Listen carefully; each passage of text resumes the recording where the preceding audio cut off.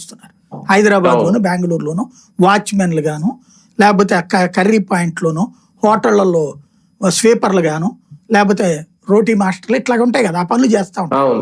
3 నెలలకు ఒకేసారి వచ్చి ఆ 3 2.5 7.5 3 9,000 తీసుకునేవారు. ఈయన అప్పుడు 1,000 2,000 ఖర్చు అవుతుంది, 7,000 లంసంగా ఒక అమౌంట్ మిగిలేదు అప్పట్లో.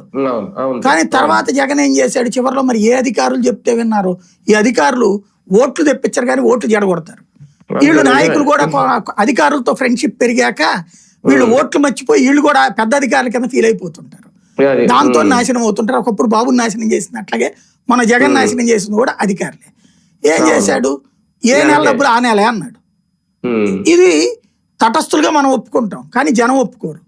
జగన్ ఓటమిలో పెన్షనర్లు కూడా నెగిటివ్ గా ఓటేయడానికి కారణం అది. ఇక్కడ అది ఇప్పటికి కూడా వాళ్ళు క్రాస్ చెక్ చేసుకున్నారని నేను అనుకోవట్లేదు.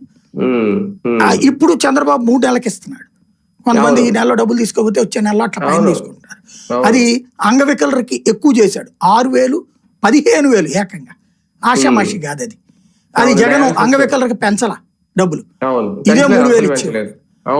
ఆ విషయాల్లో చంద్రబాబు దయార్ద్ర హృదయం అనాలా, ధైర్యం ఉందనాలి. తర్వాత ఇకపోతే ఉద్యోగులకు సంబంధించిన దాంట్లో జగన్ చేసి